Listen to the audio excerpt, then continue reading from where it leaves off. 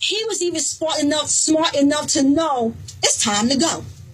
When God shows up and you get your answer, don't remain and stay, because then you will be persuaded. Absolutely. You see, here it is. They see the blessing. He came or all or whatever. Absolutely. So they know he's coming from something.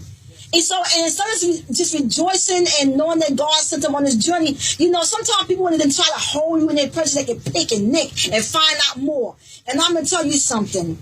That reminds me of you and me, hubby, because when God revealed, what was with you and I had the opportunity to pick and nick and find out, we wouldn't have been together.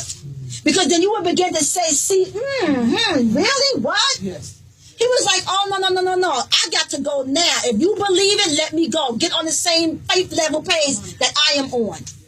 And that's what has to happen with relationships. You got to be with people that's on the same faith page level that you are on. Sometimes it may not happen at the same time, but once it does happen, you better get on that same page and move. Because if you don't, you leave in time and space for the enemy to start to try to persuade you like he did with Jesus and some other folks in the Bible. Are you sure God told you? Let's go back to God. Are you sure he told you? You understand what I'm saying? Because now they're getting comfortable. They're getting familiar with you. Amen. And so as we go on with the story, then they said, well, let's call, because he stopped it. He said, oh no, do not detain me. Take that authority. Do not detain me. Don't try to hold me up. Don't try to sit here on God's blessing and joy and run all of what I have, use it all up, abuse it and all. No, I gave you what it is. Let me get what I came for and let me go. I don't want to hear your stories and how you did this and that. Yes, and that's what happens in a relationship. You begin to hear how people did this and how they do that. And, well, why are you doing it like that? And who's your God? No. And so, as he's sharing why God sent him there, the brother number the funny says, well, let us call the young woman and let's ask her what she would like to do. And so she just comes right out and says, I will go. She didn't ask no questions. She said, I will go. She saw the difference between her now and her future. And she says, I will go. And you know what's really ironic? Both of them truly recognized the confirmation that God was in it.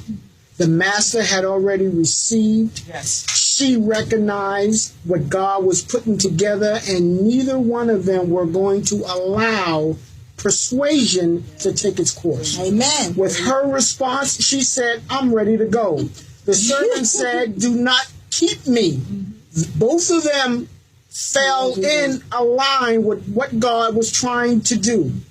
And I think that's so powerful, Lady P. Mm-hmm.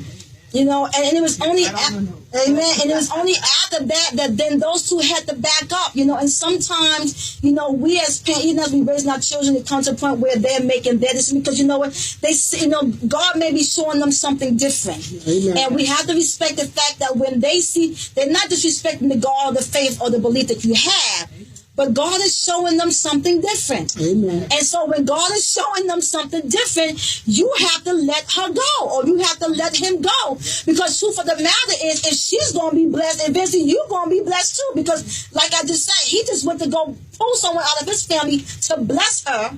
So would you not think that they were still blessed? As overall, the whole family is blessed. If one can come out and be saved and be blessed, that saves the whole family. Absolutely. That saves the whole family. And so this is something that we have to just be careful about, because at the end here, and I'm going to sum this up now, the bottom line was that the mother then goes, it says, and they blessed Rebekah and said to her, our sister, may you increase to thousands upon thousands. May your offsprings possess the cities of your enemies. And so Rebekah left and went. How many of us today can say that our persuasions led our children to an inheritance that we can only think about? Amen. Instead of being jealous about it. Amen. Instead of trying to hold her back. Amen. Girl, who you think you are?